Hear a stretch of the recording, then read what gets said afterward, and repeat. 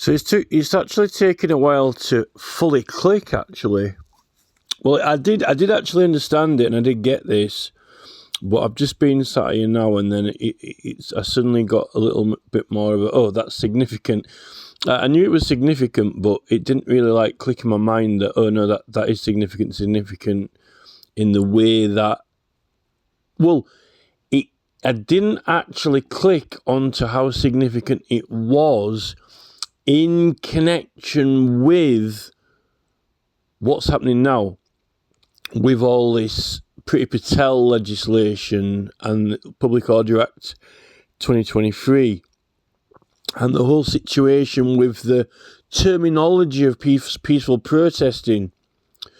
This woke terminology that's going around everywhere, we've got the right to peaceful protest, we've got the right to peaceful protest, right? And all this European Convention rights and the Human Rights Act and so forth, right? And it's this, that I've mentioned this before, but I'll mention it again.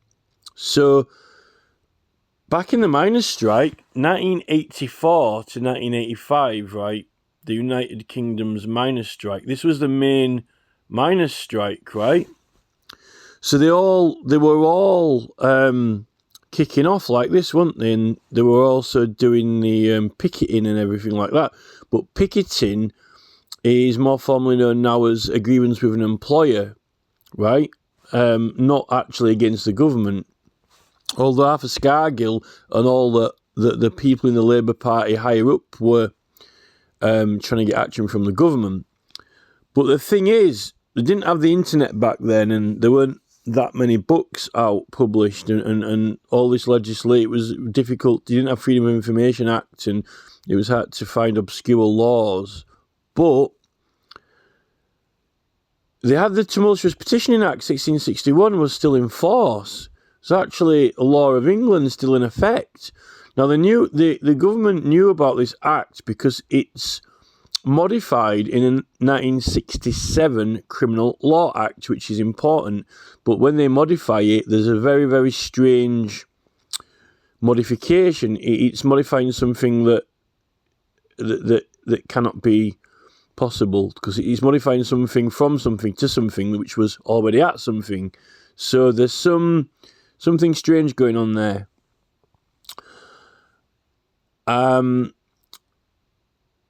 Now, so it was in force, the Tumultuous Petitioning Act, and it's actually noted and recorded. It's acknowledged in an actual relatively modern act of law in 1967, which, to find it listed there, when you look at the 1967 Criminal Law Act and you look at the repeals in a kind of modern act of law, I mean, sometimes you'll find these short title things, and even if you find the Great Charter, the Magna Carta, under some of them, with Queen Elizabeth II. But so that the Tumultuous Petitioning Act was slightly modified. So it's known of.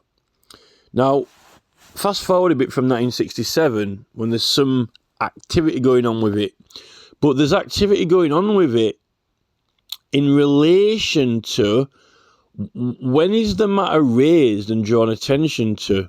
What's the Tumultuous Petitioning Act actually, or what's this all about? Why dust the cobwebs off it and you get it out to what makes it so relevant? Well, it happens to be the assisting offenders part of that act. Assisting offenders is all about the public acting, or any person, the police or the public, anyone who is pursuing a criminal or going after someone who's breaking the law. No one's allowed to obstruct them, and if they do, they're assisting the criminal to get away, okay? That's important if the police are getting people to aid them. The Crown Prosecution Service assisting offenders, which is immunities. It's actually about immunities. Immunities for certain persons who this Crown Prosecution Service want to aid them and help them in their work, possibly even people who might otherwise be criminals. They get protections, which it's consented by the Attorney General or Director of Public Prosecutions, and you can get different levels of immunity. But all that is a consent that they're then going to prosecute you for the reason that you're helping them and you're doing some good and you're assisting them with their cause, right? So the basis is like the same as Magna Carta basis, lex talionis, basically, to pursue your cause while being protected, which is in the same as that Edward Vaudrey petition as well. Edward Vaudrey petition that we found to the House of Commons, which is it's an identical principle to that, and that is when the Tumultuous Petitioning Act is dug out and something is at least acknowledged, dusted off, got out, and this is when the Crown Prosecution Service and police are saying, no, there's no such thing as immunities, there's no such thing as protections, there's no such thing as being allowed to break the law, which they couldn't have told a bigger porky. They're using it themselves when they fancy it for their own caseworking purposes in local criminal jurisdiction. So they're just full of absolute tosh and liars, flaming liars. They think that they own the law. They've got a monopoly on law. They can use law for whatever they want. They're the only designated authorised people to pick up and use the law.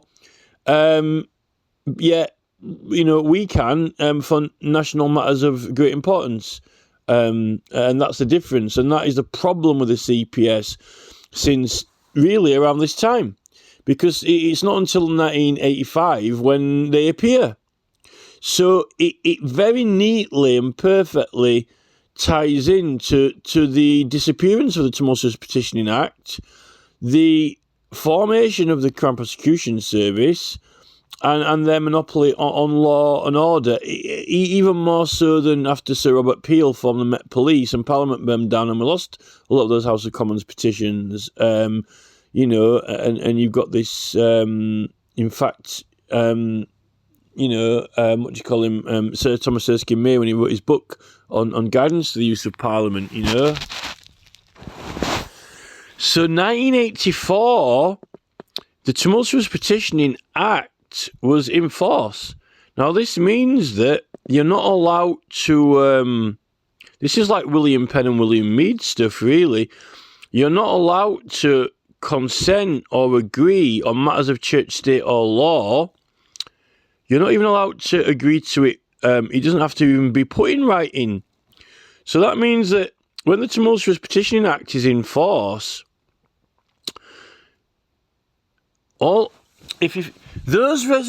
Parliament made certain resolutions, okay? Parliament made certain resolutions, like and standing orders. And this is what Sir Thomas Erskine May is talking about in chapter XIX of the Usage of Parliament book. He's saying that this is all like 1800s kind of era.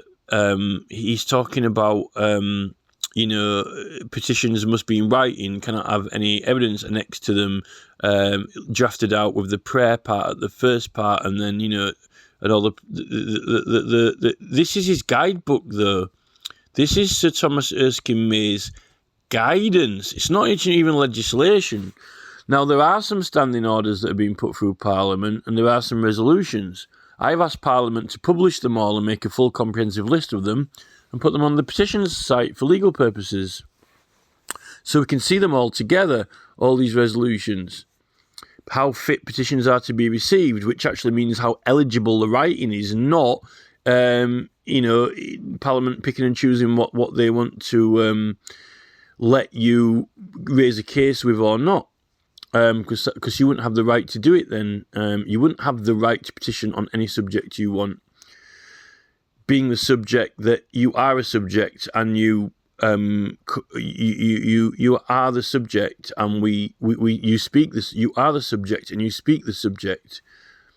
The subject, you are the instrument, you are the subject, and you come out with the subject, the right of the subjects. So you are the instrument which plays the sound, you are the subject of the crown which comes out with the petition, right? Same thing. You got freedom of subject.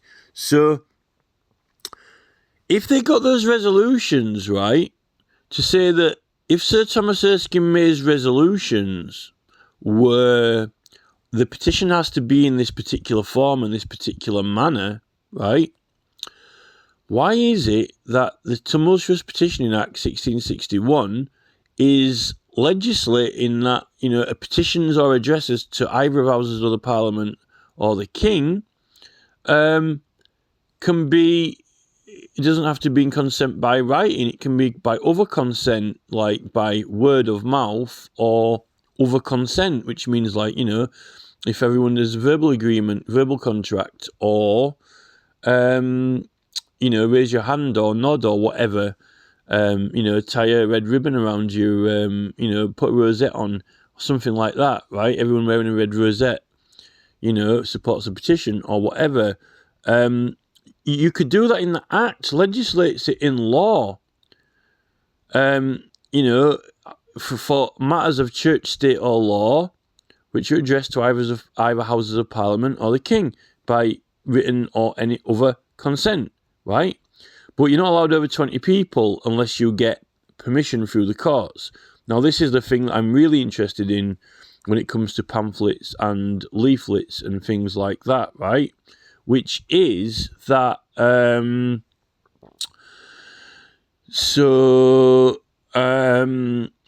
basically, if it's under 20 people, it didn't matter, because this miners' strike thing is not relevant to a small number of people, like a dozen people or something. They can just write a petition. They don't have to do anything to any courts or anything, and just send it into Parliament, right? That's it, or the House of Lords, right? And you can do it, but you got an official case, right? But with this miners' strike, this is the main thing now. They were getting huge groups of more than 20 people. They were like hundreds together. Now, that can't be lawful unless they'd gone first to a court to get consent or permission. So what was happening then in 1984 to 1985, before 1986? Either, someone knows the answer to this. Possibly Jeremy Corbyn might know the answer to this. Someone like Jeremy Corbyn, but Arthur Scargill's not around anymore. But it would have been an Arthur Scargill thing. This would have been, if you could have a conversation with Arthur Scargill now, this is probably what I'd choose to talk to him about, because he could answer it straight away. Was Arthur Scargill the one who was, making the petition addresses? And was he the one who was putting it all through the books, through the court, sorting out with Parliament? Right, we're sorting out all this minor stuff, and, it's over so many people. And was he getting all the lads to rock up and sign, or other consent? And was he going into the court himself, Arthur Scargill, and saying, right, we're complaining about these mining wages and, employment and so forth, and, we're doing it, and then get his consent from the court. And these people in these photographs, these punters, these miners, they didn't really get involved in that side of it, because it was their leaders, their organisers, their leaders who were sorting all that part of it out, all the paperwork, They went into the court and said, yeah, we're doing this, get authority to do it, and so forth and so forth, if the act was still in force. Now, there's another potential approach to this, which is that some of them were, yes, maybe it was all one cause and action, therefore. Maybe if it was only officially in 1984 to 1985, that was it. But we know that some certain protests went on a little bit further and outside of those boundaries. But this is the thing. If there were certain people who kind of like weren't officially signed up to anything, or somehow slipped through that part of it that Arthur Scargill net, and were just going off and doing their own kind of pickets or protests with their employers or so forth, was that then, at that time, regarded as were they not petitioning? And that really is an absolute first prize argument with William Penn. Because that's the thing with William Penn, we're just stood in the street, talking to people. We're not actually having an address to Houses of Parliament or the Crown. And that is what the jury said. The jury said in William Penn that they're not petitioning. They're just stood in the street talking, right? Because then they weren't committing an offence. Because they weren't getting more than 20 people because there were loads of people, right? Now, I've got a feeling that this is all some... more and more when the royals do these stunts, these propaganda stunts, and somehow Chinese whispers happen and someone slips a letter in the post or something said over the radio, or just like Claire Dyer is saying now, she feels like the whole thing is a setup. The whole Stop ULEZ thing was almost like orchestrated, so all the working class people in London, particularly the white ones, would rise up against Khan and, they'd look bad or whatever because they were going against all the London polluters. It's almost like, and making Khan a scapegoat. It's like the whole thing orchestrated or set up. Like Hillsborough, effectively, like Hillsborough, similar type of thinking towards Hillsborough, was it set up, was it rigged, was it planned, strategically planned, right? Like 9/11 and so forth. I'm not saying that the miners didn't have a grievance about their working and their paying the wages. This is the type of thing you want to ask George Galloway. I mean, maybe I'll tag him in it and maybe he might... George Galloway will know the answer to this. George Galloway is another person who will absolutely... He will know the answer to this. He will be able to answer my question if I asked him, or he could find the answer out for sure. He might not know it straight off the top of his head, but I think he'll probably have an idea what the answer is, right? And that is that this miners' strike, 1984 to 1985, this is not a coincidence. This just after that, at the end of this period, is when they repeal that Tumultuous Petitioning Act. So you don't need to get consent through the courts to get more than 20 people, right, to officially be petitioning. You don't need to. They scrapped it and pulled it, right? And this is when they formed the Crown Prosecution Service as well. And after that, they don't use this Tumultuous Petitioning Act. But, you're not even doing it through the courts at all. So the CPS will not encounter it unless there's any other things going on at these protests, or what they're actually prosecuting or charging people with. But this is the thing. Were there groups, I've kind of asked this question in other videos before, but not as specific as this. Were there groups of people who they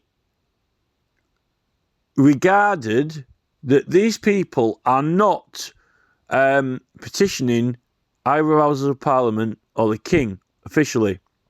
They're not pursuing a case to the Parliament by petition. What they're doing is they're calling it, we'll call it picket. Well, it's picketing. They're standing outside their employment or business with a grievance against their employer about their wages, right? And there's more than 20 of them. So that is like William Mead. That's like William Penn and William Mead. And what the jury said, they're not petitioning, they're not breaking the law, right?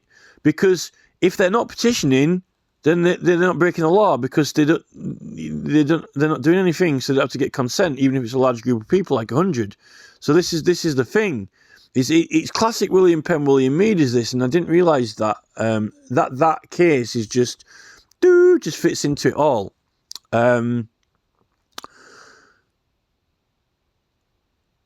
So it was after these miners' strikes when they did that.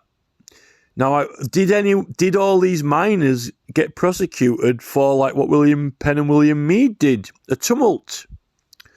So this is the thing, what you want to ask George Galloway. Had Arthur Scargill gone through the court and put the whole thing through, like everyone, like, oh, we're all in, right? This is like, the miners' strike.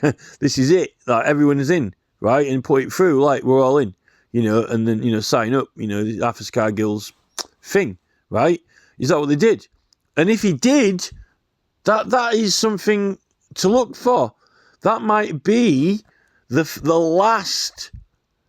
If Arthur Scargill did do it that way, I've just realised that if they scrapped the Act in 1985 and 1986, then that would have been one of the last ones to go through the courts officially, properly.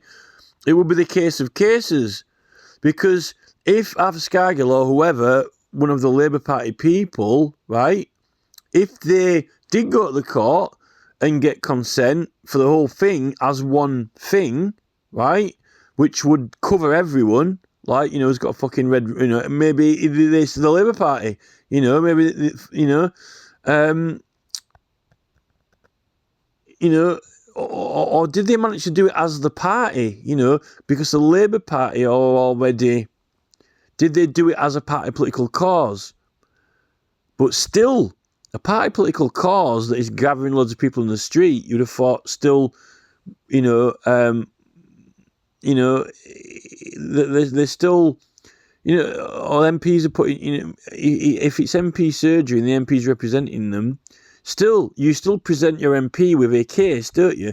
Your MP's, he's in, but if lots of people stirring up about something and they want their MP to do it, it's still either, it's a two pigeonhole box, isn't it? It's either MP surgery or petitions committee. It's either doctor's surgery or hospital. You got a doctor in the hospital, you got a doctor in your local surgery, right? Doctors, hospital, doctors, MP surgery, Parliament, petitions committee, same thing, right? Same pigeonhole. So, it's this is the thing.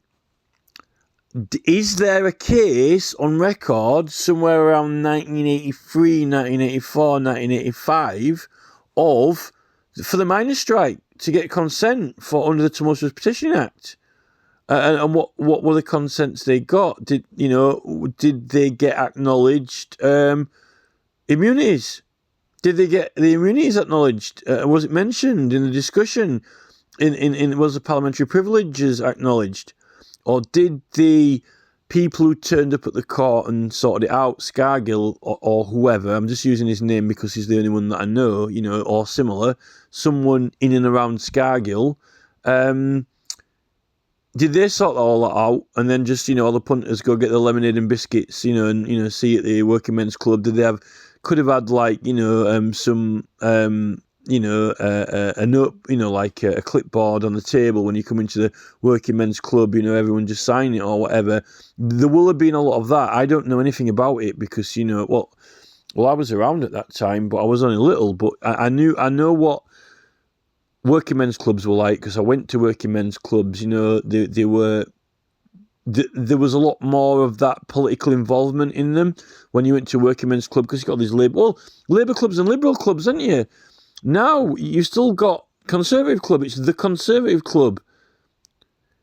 It's a little bit out of fashion now, but we've got them here still. It's less so now. It's more like they've all sort of devolved into cricket club or more like a pub. But it's called the Labour Club, the Liberal Club.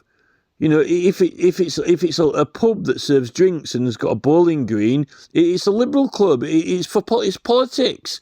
It's like a bar, a pub that does politics. So this is like where the political parties used to meet in pubs and clubs. So they'll be full of all the petitions. That's what you do, sign petitions, leaflets, pamphlets. This is like... This is not really the thing that little kids see and do now because it's all like Ed Davey and, Ed Davey, he just turns up and does a gig, he'll turn up and do some photos or they might go around knocking on doors. It's all online. I don't really go to, Extinction Rebellion go to these things, but they're now like this Tufton Street, it's all this... national conservatism, innit? It's like national conservatism, it's like Rees-Mogg, like some sort of AGM meeting. It's not these smoky pubs and clubs with bowling and snooker tables where they weave politics into it. And the club is the Labour Club. It's almost like the Labour Party headquarters, but it's a pub, right? So they've got petitions there, surely, and party policy and all the whole thing, the whole show, the whole circus, the whole thing, the whole kind of George Galloway. He's not George Galloway's on he's on like a one man show now. He's on YouTube. He's not in a working men's club with a snooker table upstairs and a one-armed bandit and a guy behind the bar with pickled onions and pickled eggs and a bucket of crisps. It's George Galloway. He's on YouTube and he's got all the people in the comments below, and he's got like a poll. He's doing a poll, right? George Galloway can tell you all about this now. So that's it, innit? But if they had all the clipboards around all the Labour Party clubs and everyone was signing it, to get action, then they needed permission or consent to do that. So what I'm saying is, someone got it. It must have had to have gone through court. It must have, and that's probably one of this miners' strike was probably the reason why they pulled the Tumultuous Act, because. They might not have wanted to have the hassle of putting it through the courts, and it's linked to the Public Order Act, 1985 or 6 as well, because that's when they repeal it, the Public Order Act. But they haven't pulled our privileges, they haven't pulled our rights. But what they did do is that they started. There was a shift in perception. There was a shift from this. These are people who are petitioning the government with powers, and yet, because these powers are quite powerful, if there's over 20 of these people, they'll have to go get permission from a court to refer it to Parliament officially, right? And then they're officially using the powers, right? But if you say that, well, they're not doing that, and they don't need to go to a court to get consent, it's just a group of blokes, 100 blokes, who are stood outside the factory where they work, refusing to work with their boss, and it's just like William Penn and William Mead. They're not doing sweet FA. They're just, it's picketing. They're picketing, and I think this is where this peaceful protest comes in. Oh, you're not using powers. There aren't any powers. There aren't no immunities. You're not pursuing a case, lex talionis. It's and then you get once you creep in this. It's just convention rights. It's European, it's freedom of expression. It's freedom of, freedom of creativity. We've got these rights all the time.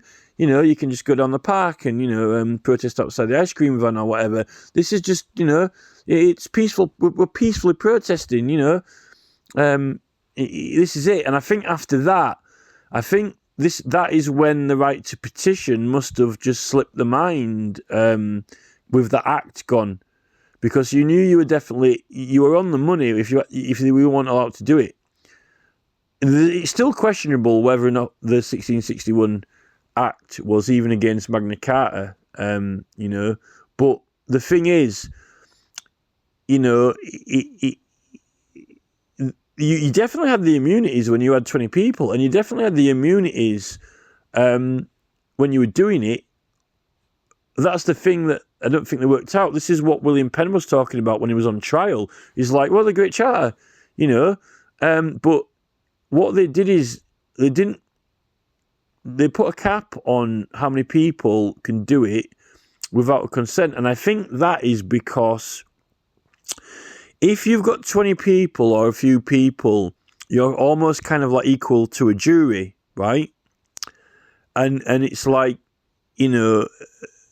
it's not that, there's no cause for alarm, really, even if you've got immunities, but if you start to get more people, like, 100 people, a big group of 100 people, is quite it's quite a lot of weight, isn't it? Clout. So therefore, you really, what they were saying was, if you want to get that amount of people, then you need to get a grand jury or some justices to just have a look at it to see, the equal number of people who are impartial or unbiased to kind of like, sort of, it's almost like, in a way, it's kind of like, well, lex talionis is equal cause for equal, it's like equal cause for equal things. So if you think about it, there's a little bit of a synonymous kind of, poetry to the fact that, usually you get a jury of 12 people, right, to judge you, but, you're the one bringing the case to Parliament, right? It's almost like you formed your own jury in a way, and they're going about their business as required to bring the case. But if it's bigger than that, right, then you need to, someone needs to, officially kind of like, like a grand jury or, these three justices or whatever need to have a look at it and check it all out and see what you're proposing to do or whatever, just to get it all, officially documented and recorded. Because there's quite a lot of people there to manage, really. And if you've got a lot of people, there is an argument of whether it was compatible with convention rights of the Magna Carta. What was the 1661 Tumultuous Act compatible with Magna Carta Convention rights, Why would you need more than that amount of people, Well, the more people that sign it, the more evidence you've got. But, this is the thing. But that's how they did it, So, I mean, it would be... So, now I'm thinking... Wonder if that's one of the last cases that went through then.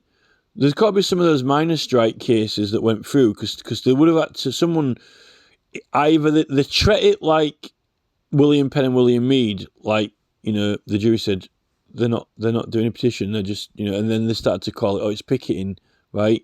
You haven't got any powers. It's peaceful protest. Which is now what we've got mixed up with. It's not peaceful protest. It's not peaceful protest. You're policing policies. It's a form of policing on a national level. You're policing national level, which is you're policing the law itself. You're actually policing the law. It's like, the police enforce the law to make people abide by it. And what's happening with the right to petition is you're actually saying, whoa. You're policing what laws are going to be made or changed. You're actually acting to police what is going to be or not going to be the law. They're making and changing of the law. You're policing what is to be the law. You're policing what the law is going to be.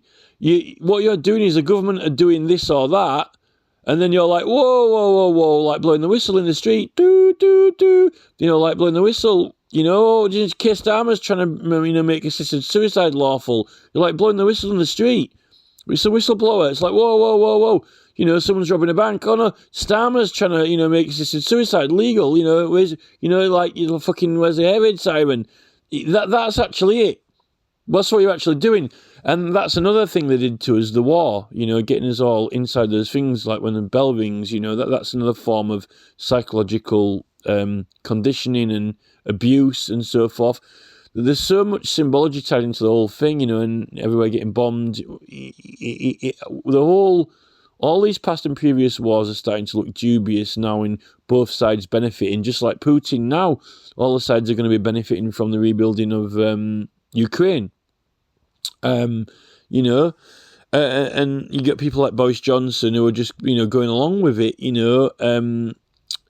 like a lost dog, because, you just cannot say, well, my party's corrupt and there's some very nasty bad people out there, not Putin, but conservatives who've got a hell of a lot of money, who want to keep it and keep you under control, and we have to frighten you, and I might have to sacrifice myself like Jesus and be poorly in hospital, because, that's what, Dr. No said when I was sat on the chair. He said, Boris, sit down. So you see that on the table? See that COVID virus on the table? Pick it up. This is the thing. This is what happens when you're a Boris Johnson. You got a Dr. No.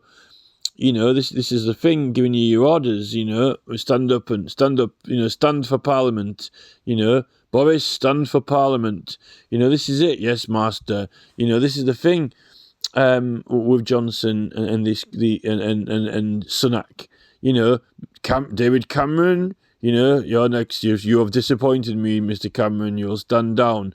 And then it's like, oh, now you are raised up to Lord Cameron. This is the thing. So, yeah, I mean, and this is why we've got this confusion at the moment. And everyone's going, oh, do we have the right to peaceful protest? Don't we have the right to peaceful protest? It's not peaceful protest when you're doing the right to petition. And this is like clearly evident in the suffragettes. That's another thing, the suffragettes, this is what Gail Bradbrook was really into, the suffragettes, but I haven't heard her. She clearly knows a lot about the suffragettes. She's read about them. She knows about, when one of them ran out in front of the King's horse and got run over. We've seen the photographs when they've got a little wagon that they're taking around and petition the Prime Minister. But has Gail Bradbrook got all the records of the court cases that the suffragettes did? Mainly the suffragettes, the photos I've seen, there were small groups of them in like 5s or 10s. But some of those suffragettes must have had like more than 2,000 people for their petitioning, and they must have got some consents as well. So I didn't think of that. That's another thing that slipped off the radar. I've just realised that there should be some suffragette cases that got consent as well, or over 20 people. That's another thing that to find. So yeah, I mean, I think that those miners' strike ones would probably be the last ones, but the suffragette era, definitely should have some court case records, and they might be prominent and easier to find. I'm quite surprised there aren't any famous ones, although they might be, were already known, but I hadn't heard Gail Bradbrook speak of them or give them citation. I think that now that I know to have a look for it, you can probably, once you get the names of those main suffragettes, once you start getting their names up and type them in, I think that I'll probably find it. There's got to be some court case records with them. They might be mentioning their immunities as well. There might be some good court of record dialogue with those suffragettes as well, which is what I'm looking for. I'm looking for court of record dialogue in the courts, like William Penn and William Mead, people saying things like, right to petition, 1688 Bill of Rights, privilege word popping up, immunities, protection, following the cause, so forth, anywhere in the dialogue to prove that we've got it and we can use it. That's really what we want. I don't know whether the miners' strike seems to be almost kind of like the ceremony of the end of that tumultuous petition act. There's no coincidence. Maybe Arthur Scargill was the person who sort of like would get rid of it, so you don't need consent or permission anymore for over 20 people. But it's all. I don't know. Corbyn will know about this. I would have thought Galloway probably won't know about the court information, but I think Galloway will know a little bit more about all this, because I was really little when we had all the working men's clubs, but Galloway was a socialist, so I mean he was swimming in this. This is like Galloway's swimming pool, the bowling green and the snooker table and the but the sitting, the meeting of men mainly, and women, but men in a pub or club, which is not like, the Blacksmith's Arms. This is like the Labour Party club. It's for politics. It's a political party. It's not just, Steve Davis. This is like, this is the Labour Party. Oh, that's a political party. Yeah, they get things put through government. That's the point. People are members. We get things done in politics. Oh, right, sign up here. Well, there's a thing on the wall. Scribble your name on it. All right, there you go. We're doing it. You know, oh, there's more than 20 names on there. Did anyone get permission for it? Oh, yeah, the guy behind the bar pulling the pints. You know, it's Wills. No, not that Wills. You know, there'll be someone around here, you know, he's jacking on Thursday, or, you know, who's a local MP or the local councillor. Oh, it was Bill Armour. Bill Armour did it. Oh, Bill Armour, the local councillor, Labour councillor. You know, it's the mayor. It's you know, it's the chairman of the council. He also happens to be the mayor. Yes, I'm the leader of the Labour Party around here as well. You know, I got it through. But you're the judge, though. No, you have to get consent of 3 justices. Well, isn't that coincidence? Because the council is a Labour control. And the mayor, it happens to be a justice. So there's one of them. Oh, look. And he's over there having a pint in the corner. Oh, look. Hello there, Judge Dredd. You want to sign this consent form for this? Oh, of course. Yes, here you go. Oh, in fact. Oh, look. If you go upstairs to the snooker room, there's another couple of the justices up there. Oh, what coincidence! What coincidence! It's Judge Smith! What are you doing up here playing snooker, Judge Smith?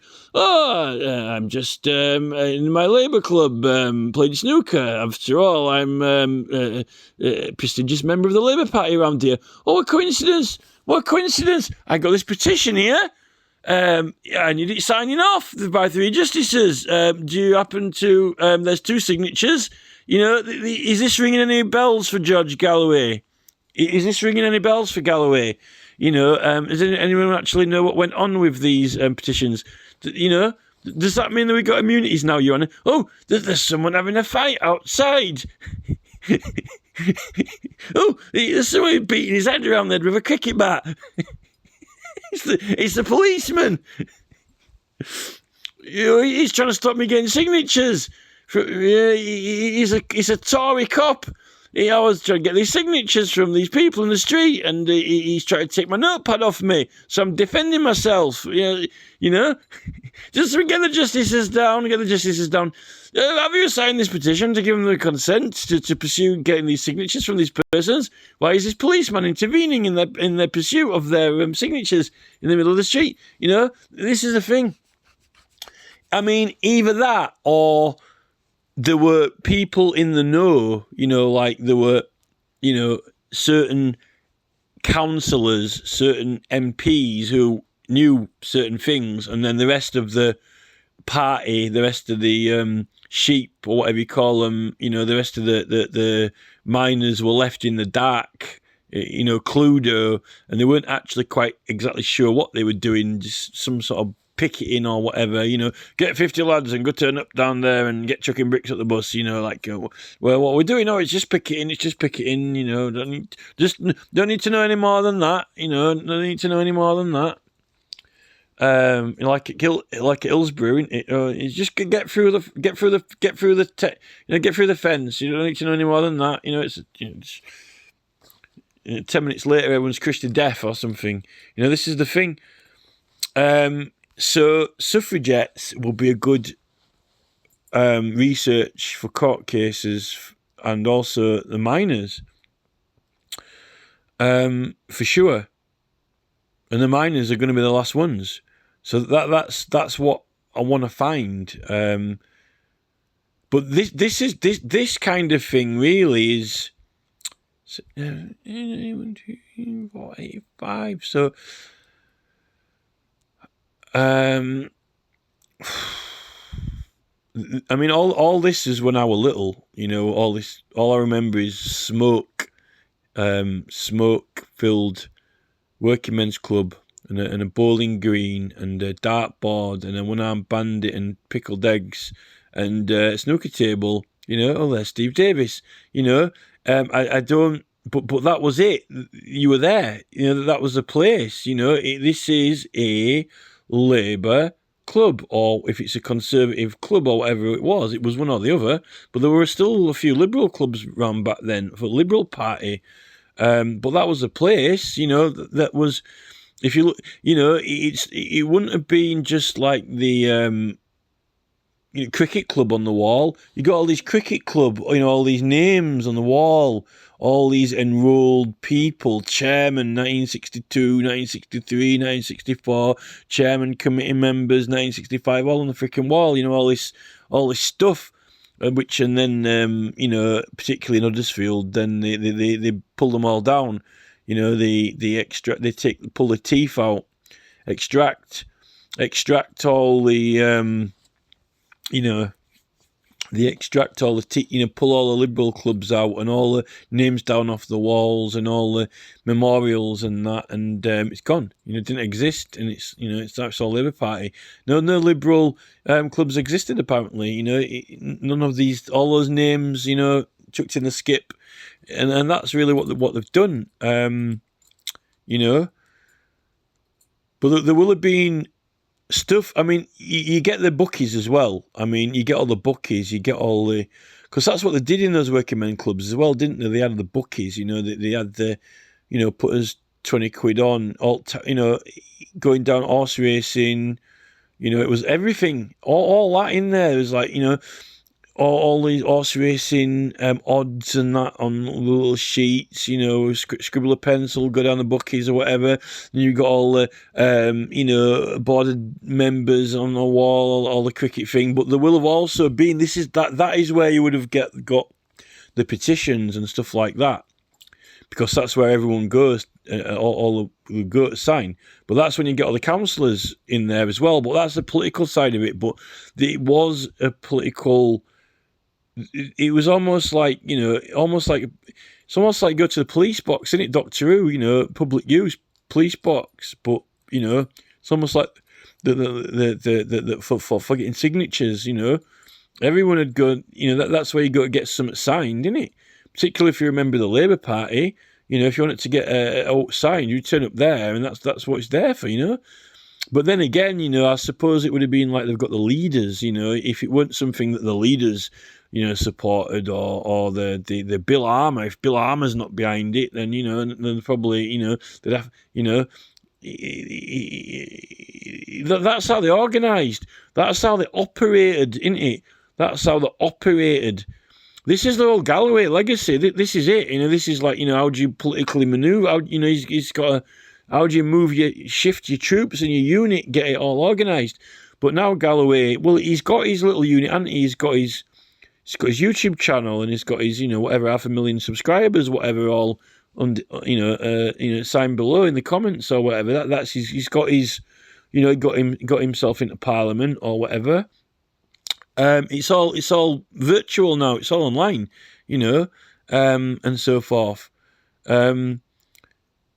But that's it. So there was some court aspect to it, and that's what I want to find out more about, because of the evidence and the dialogue and the evidence that is on the records, exactly like the William Penn, William Mead trial. That type of information and data. But it's not. There's not just that. That's a prosecution. There was only one rule, and that was they put a cap on it. But they weren't stopping you from doing it, though. They weren't stopping you from doing it. They were only saying that you had to get a consent, get a consent if it was of a extremely large capacity. Otherwise, you didn't actually need the consent. You were free. So, in a way, they weren't stopping you from doing it, or they weren't actually stopping you from using that right, unless it was a massive amount of people. So, I guess I'm going to look into the Suffragettes, see if they got any court cases, any consent proceedings, and how they fared with their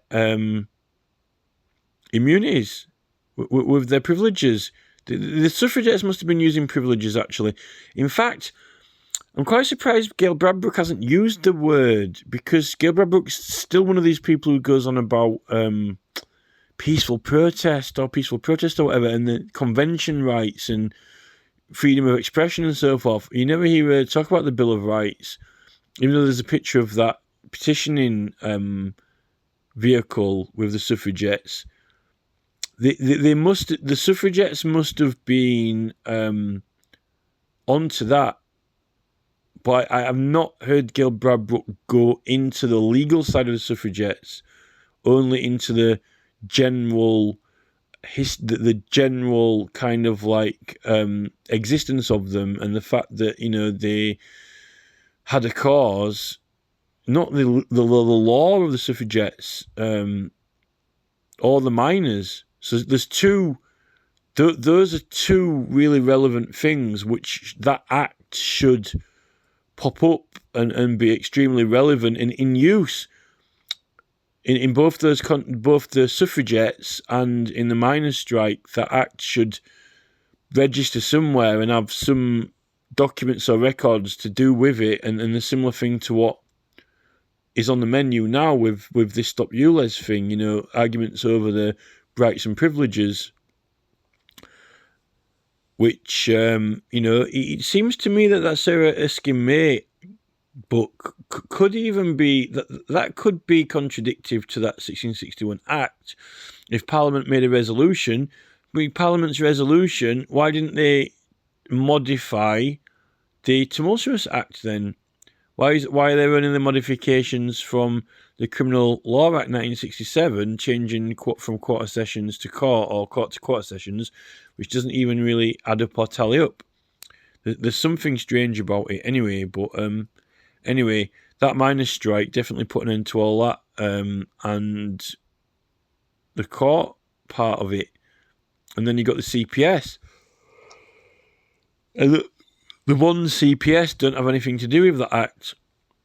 In fact, I don't even really think that they take that act seriously, or that it either was used or existed up until when they were formed. You know, if you actually get that Criminal Law Act out and the Public Order Act, it's in there, and you say, oh, what's this? It's not like airy fairy Magna Carta stuff. Oh no, it's actually an act of law. Do you want to read what it says? You know, and then we know what we're talking about. You know, we're not peaceful protesting. You know.